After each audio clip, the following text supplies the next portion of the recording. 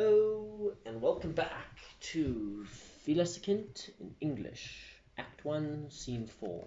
Guys, this one is um, probably as long as Scene 2, so um, get your popcorn out, uh, kick your feet up, and enjoy. Music on, lights die out and come on. Scene in front of Fiela's house, children busy on stage. Fiela comes out of the house. We didn't go to the field today. The aloes won't pour, says Phila. David. Northwest wind, I thought the same. Phila says, You look happy for nothing, Benjamin. You will sweep the yard first and help to clean the chicken pens before you go play. Benjamin says, Yes, Mum. Phila starts cutting bread. Phila says, Kitty, make the coffee and pour for us. Emma, later today you must walk across and take away Miss Baby and Auntie Maria a piece of soap. Tell them that the soap isn't as beautiful at this time like Miss Baby's last time, but Mum will make things right for next time. Kitty says, Say it's Benjamin's fault. Say he was the one who rowed the soap pot instead of stirring it. Benjamin says, You lie. You're the one who didn't take your turn to come and stir. Phila says, Stop it, children. Pour the coffee, Kitty. Emma, you must go to the shop and bring a bucket of flour with. Benjamin, go tell your dad he must get up. We need to finish. The female will get into the camp with Copper today. They stand, stunned. You heard me right. You must be joking, Mum, says David. I am not joking, says Phila. Today is the day. Tully must stay in the house with his leg. The rest of us will chase her in. Tully says, Her leg is fine, Mum. Phyllis says, Fine does not look like that. Benjamin, eat properly. Don't stuff your mouth like that. Benjamin says, It's the bread. That's so delicious, Mum. Selling looks miserable. Phyllis says, Pour your father's coffee, Kitty. Selling says, First give me a sip of the bush tea remedy, Phila. The world seems to be turning with me this morning. Phila throws him a large cup of the remedy and stirs in 2 spoons of sugar. The world can't turn with you this morning. Selling, Rosinski arrives next week, and the riding props and skins should be finished then, gives him the remedy. Lange and Dicker appear on stage. Lange, Good morning. Phila, Go, children, go chase the female in. Children off. Lange, Mr. Goldsberry, the new magistrate in Neisner, sent us. He wants to see the child. Phila says, I have nothing against it. He can come and see. He wants to see the child in Neisner. He can come see him here, says Phila. Listen, woman, says Lange. The magistrate is not a man with whom one struggles. Dicker says, The day after tomorrow, Friday, Mr. Goldsberry wants us to clear up the case of the child who disappeared in the forest. That's it. Close the case. The mother of the child will also be in court in Neisner on Friday. It's not her child. Lange says, Then we'll have to see to it even more so than that Mr. Goldsberry can establish it as well. Peter says, Why doesn't the forest woman come here if she wants to come and see? These are large matters, says Lange. Woman, these are the type of things that must be said and done in front of the magistrate. Phyllis says, I'll take him to Neisner myself. Lange says, impatiently, The magistrate wants to see him in court on Friday. It's the day after tomorrow. It will take you at least 2 days on foot to get there. And with the child, it will take you even longer. Phyllis says, Now I don't understand, sir. According to you, when he was 3 years old, he came over here alone in the mountains, and now you think it's too far for him to walk. Lange says, I did not say it was the child. I said the magistrate wants to see the child to clear the matter up. Phyllis says, I'm just telling you, you're wasting your time. It's just not that child.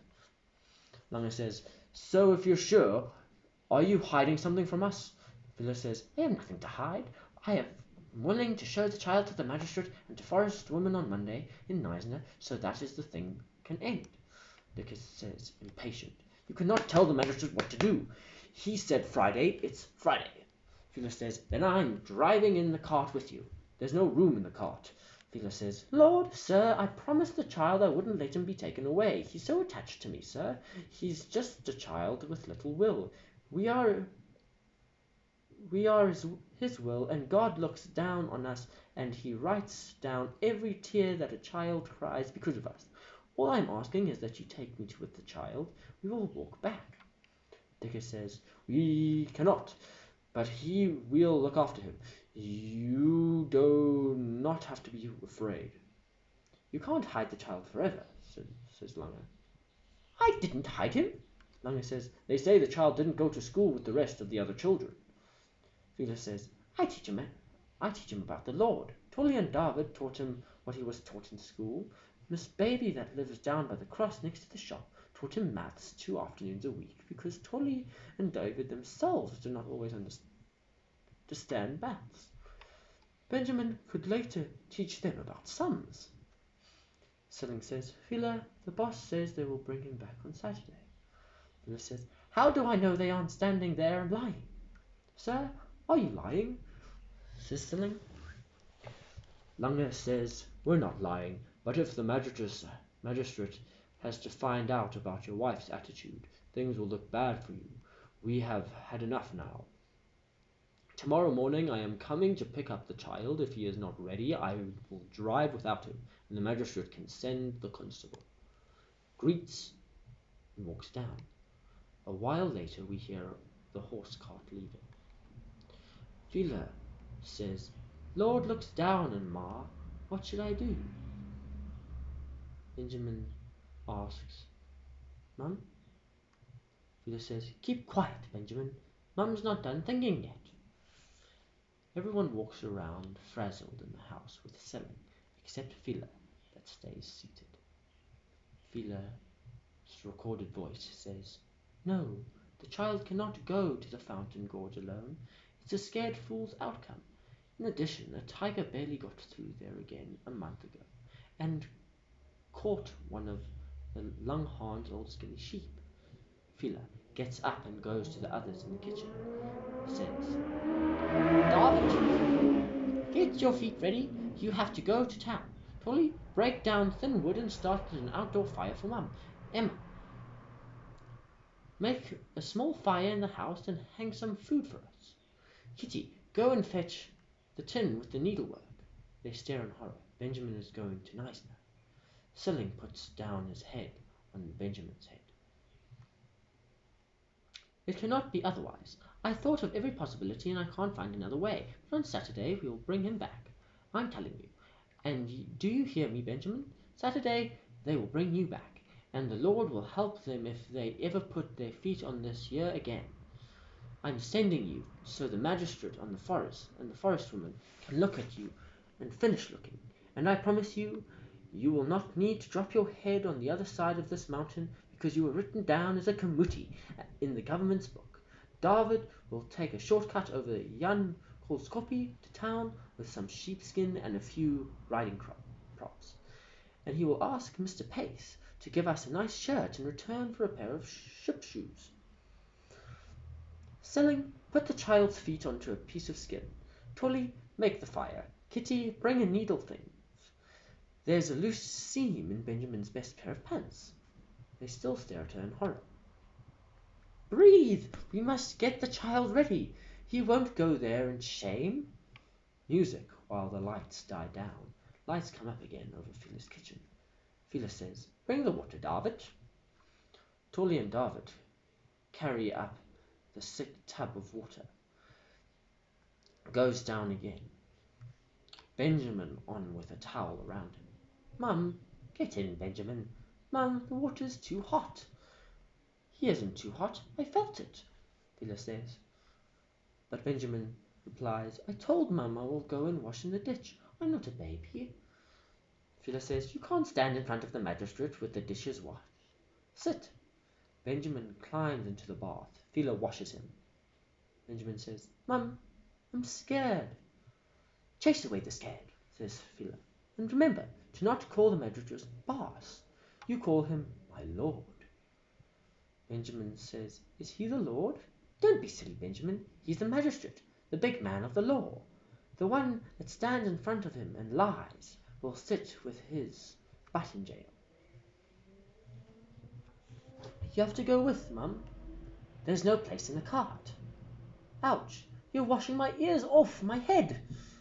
Sit still. Tell Mum. How did Mum tell you to answer when the magistrate asks what your name is?